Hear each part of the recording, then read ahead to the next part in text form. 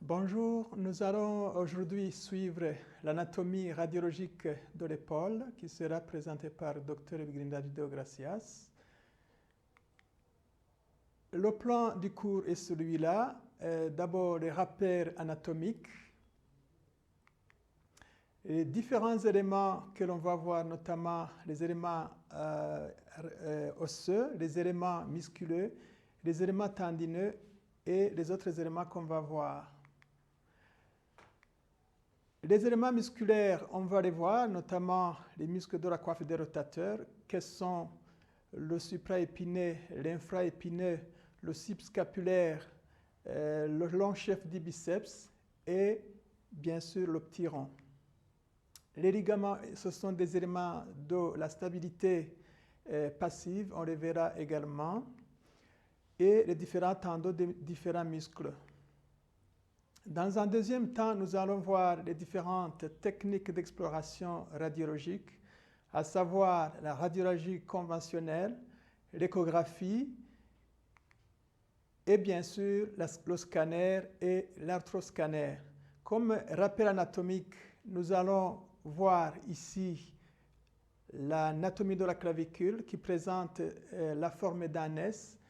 Ici, on verra par exemple que ça a une extrémité interne qu'on appelle extrémité sternale et l'extrémité externe qui est l'extrémité acromiale. La ceinture scapulaire comprend les différents os, notamment l'omoplate, qui va comprendre l'acromiosternellement important. On le verra pour l'insertion des différents muscles. Il y a également le segment interne avec une convexité en avant, le segment, l'extrémité sternale avec une facette convexe. Le segment, nous allons voir, comme je l'ai dit, les différentes techniques et les différentes incidences qu'on verra bien, notamment les différentes rotations, parce que l'épaule, comme vous le savez, c'est une épaule qui est tellement mobile avec une luxation récidivante. Et en ce moment-là, nous allons voir les différentes faces, les différentes incidences, notamment les rotations neutres, les rotations internes, les rotations externes.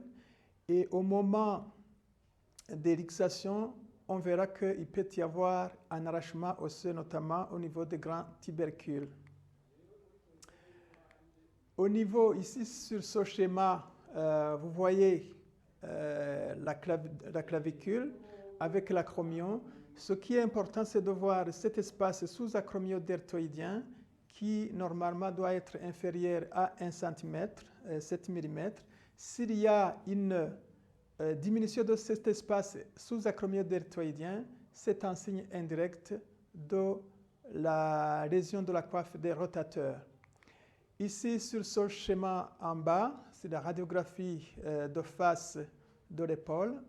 Avec un rayon ascendant, on verra les différents éléments. Ici, vous voyez l'extrémité externe de la clavicule, le corps et bien sûr l'extrémité interne.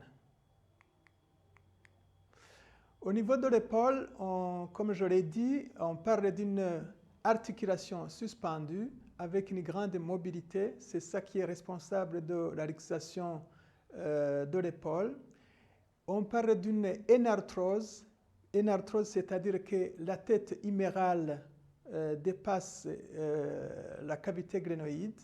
Et c'est pourquoi d'ailleurs ça représente un tiers et de la sphère. Et c'est ça qui est responsable de ces éléments, responsable de ces luxations récidivantes. On verra les éléments de la stabilité passive qui sont vulnérables, notamment les ligaments et les tendons qu'on avait déjà cités. Il y a les éléments actifs qui sont représentés par les muscles dont j'avais parlé, le supraépineux qui s'insère à la partie supérieure du grand tubercule, le petit rond, plutôt l'infraépineux qui va s'insérer au niveau de la partie moyenne du grand tubercule et le petit rond qui va s'insérer au niveau de la partie inférieure du grand tubercule.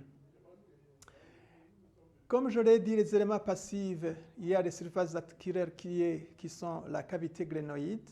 Et au niveau de cette cavité glénoïde tout autour, il y aura un labrum glénoïdien qui va essayer d'augmenter la profondeur pour favoriser cette union avec cette articulation.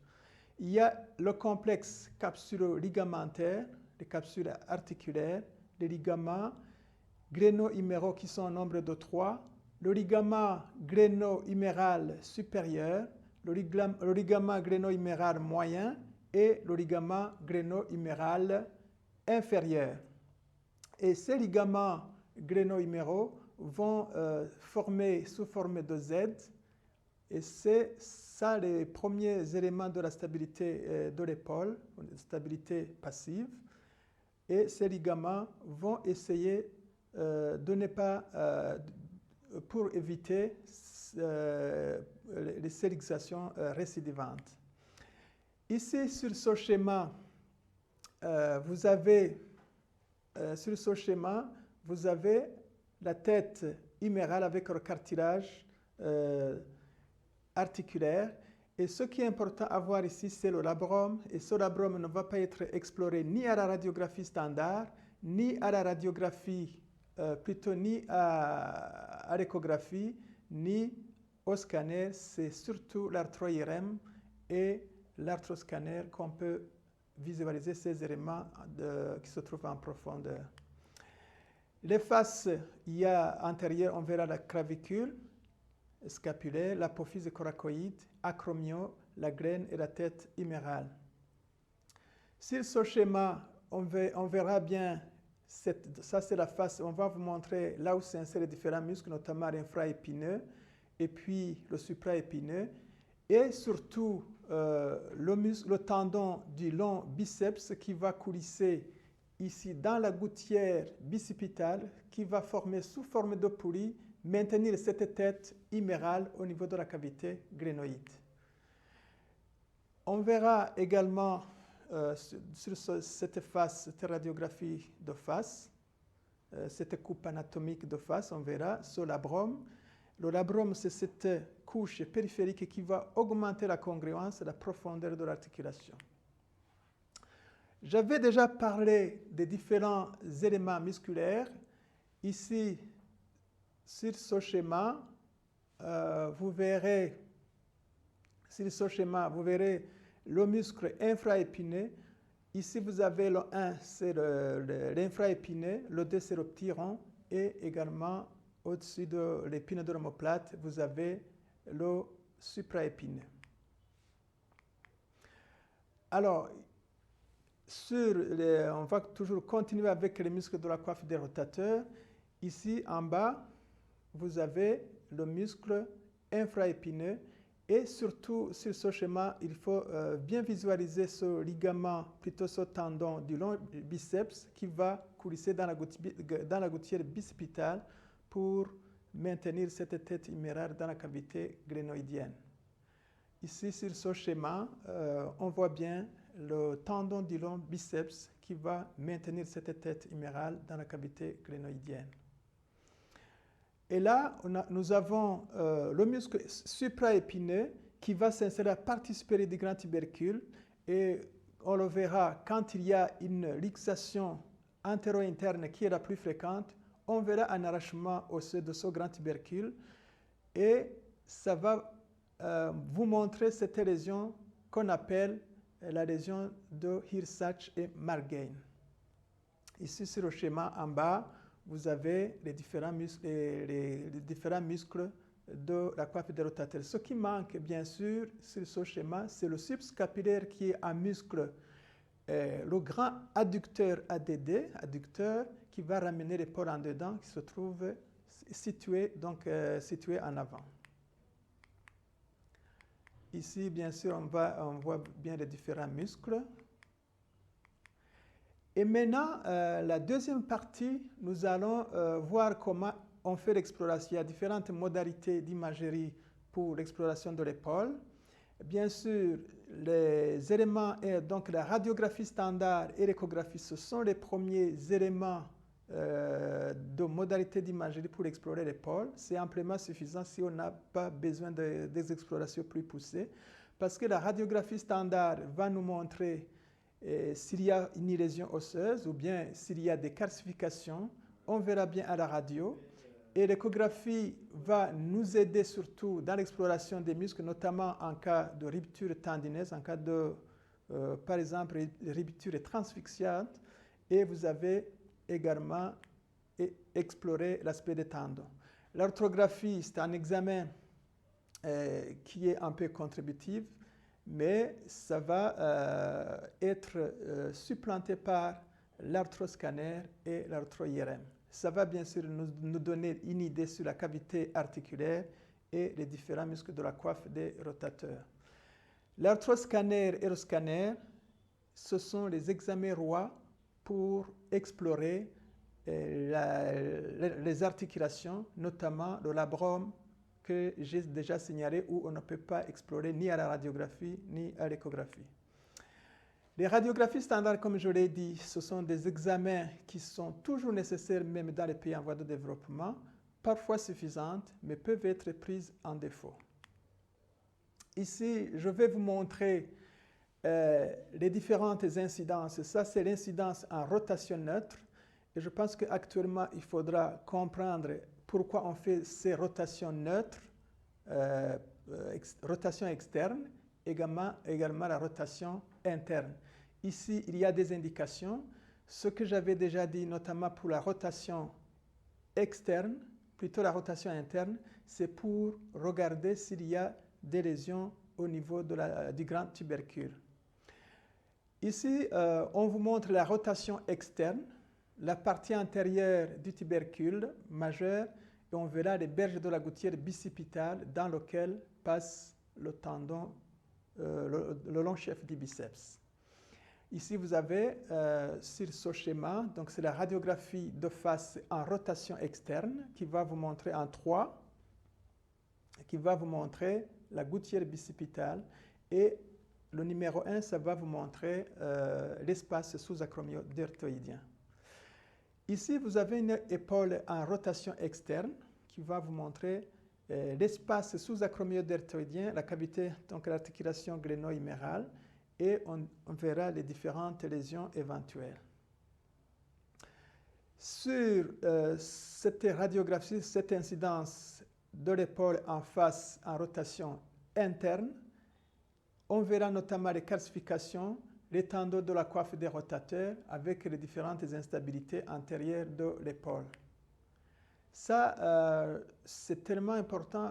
J'ai parlé des différentes incidences en rotation neutre, interne et externe. Il faudra toujours compléter par un profil de la coiffe qu'on appelle profil de Lamy. Et ce profil de Lamy va vous montrer l'omoplate sous forme de Y et les différentes, donc l'incidence de la coiffe de Lamy va vous montrer effectivement s'il y a une rupture. C'est un signe indirect, de la rupture de la coiffe des rotateurs. Et on peut également compléter par un profil de glénoïdien ou profil de Bernageau, mais je vous dis que les incidences qui sont indispensables, c'est surtout la rotation neutre interne et externe et le profil de Lamy. L'autre modalité d'exploration, c'est bien sûr l'échographie. L'échographie, c'est un examen qui est anodin, donc qui a une innocuité, on peut répéter comme l'on veut. C'est également disponible et avec un faible coût et une spécificité dynamique. Ici, on verra les différentes images. Regardez, là on pose la sonde. D'ailleurs, je pense que je ne l'ai pas dit, mais la sonde qu'on utilise, c'est la sonde linéaire qui explore les organes de surface. Et comme l'épaule, ce sont les muscles qui sont à la surface. Vous avez ici, c'est la coupe antérieure. On verra surtout, là, vous avez la gouttière bicipitale. On peut avoir également, s'il y a des épanchements intra-articulaires, mais également vérifier s'il n'y a pas une rupture de la coiffe, plutôt du tendon du long biceps. Ici, sur le versant antérieur, vous avez le muscle subscapulaire qui est antérieur, c'est le grand muscle adducteur qui va ramener l'épaule en dedans. Ça, c'est la forme longitudinale, la coupe longitudinale à l'échographie sur l'image de gauche. C'est toujours le tendon du long biceps avec la gouttière bicipitale. Alors, sur la face antéro-supérieure, on explore essentiellement le muscle supraépineux dont j'ai parlé qui s'insère sur le grand tubercule. Ça a une image comme la concorde. C'est une image avec son tendon et quand il y a une rupture, on le verra bien. L'arthrographie, j'en ai parlé, c'est une autre modalité d'exploration de l'épaule, mais ça va nous montrer surtout la face profonde, notamment au niveau articulaire. Et ici, sur cette flèche rouge, on verra là où il faut injecter le produit de contraste. Et en bas, vous avez, je vais retourner en arrière, et en bas, vous avez injecté le produit de contraste qui va mouler l'articulation. Ici, sur les coupes scanographiques arthroscanner, on verra par exemple s'il y a une fracture intra-articulaire ou bien s'il y a des lésions du labrum, on pourra bien visualiser la lésion. Alors, l'IRM, c'est l'examen roi pour le bilan des instabilités de l'épaule. Ça relève essentiellement de l'arthroscanner. Et certains auteurs avancent que l'IRM peut être réalisé dans le cadre du bilan préopératoire. Je vous signale que l'IRM, c'est l'examen qui va surtout explorer les muscles de la coiffe des rotateurs. Quand il y a un clivage, par exemple, ce n'est pas l'arthroscanner, ce n'est pas l'arthro-IRM qui va regarder, qui va explorer ça, c'est surtout l'IRM. Voilà, ici, ça c'est une séquence IRM, c'est une séquence sur la coupe de profil. Cette séquence, on appelle ça séquence FATSAT, on a enlevé la graisse pour voir les lésions. Ici, la corticale osseuse elle reste bien sûr en noir parce que l'IRM utilise des aimants avec exploration surtout des liquides. Ça utilise le proton hydrogène et comme la corticale osseuse, il n'y a pas d'os, il n'y a pas de proton, donc la corticale reste en noir en hyposignal. Donc ici, vous avez le supraépineux qui va s'insérer sur le grand tubercule. Et ici, il faut explorer également cette articulation acromioclaviculaire. Il peut y avoir des lésions d'arthrose. Mais surtout, regardez ce muscle, le muscle deltoïde. Mais ce muscle deltoïde, il faut savoir que ça ne fait pas partie des muscles de la coiffe des rotateurs. Ici, vous avez l'humérus. Et puis, vous avez la cavité glénoïdienne ici. La cavité glénoïdienne. Donc, au total, l'IRM, c'est un examen roi, surtout pour l'exploration de l'épaule au niveau des parties molles. Et l'arthroscanner ainsi que l'arthro-IRM, c'est pour explorer la face profonde, notamment le bourrelet glénoïdien. Je vous remercie de votre aimable attention. Je pense qu'on pourra suivre la radioanatomie des autres organes. Merci de votre aimable attention.